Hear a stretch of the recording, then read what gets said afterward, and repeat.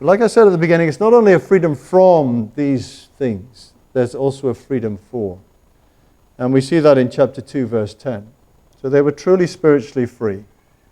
And we see in chapter 2, verse 10, that it was a freedom for another way of life.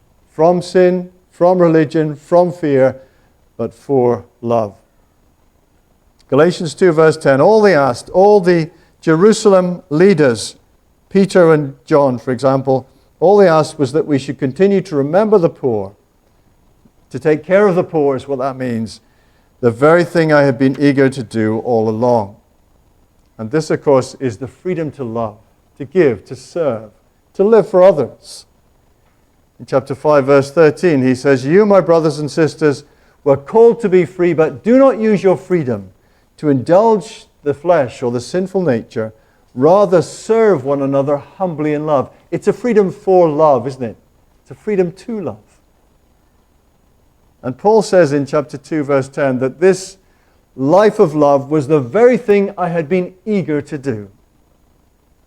The word that's translated eager is a Greek word, spoudazo, and it almost sounds like an Italian word. You can tell me later.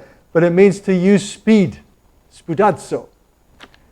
And it has this idea of enthusiasm and passion, and he's eager, isn't he, to give, to love, to serve.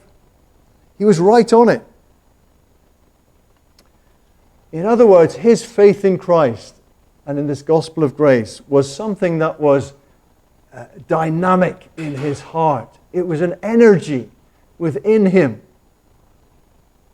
His heart, full of grace and love, was expressing itself, chapter 5, verse 6, was expressing itself in love. Faith, says Paul, true saving faith expresses itself in love. It can't help itself. It's like a little child or a little dog, full of energy, especially if you fed the child or the dog, and they're full of energy, and they just want to run around and do things. Luther says that of this faith, this true saving faith, it's a living, busy, active, mighty thing, this faith, and so it is impossible for it not to do good works incessantly. There's something about faith, true saving faith, which is alive and kicking.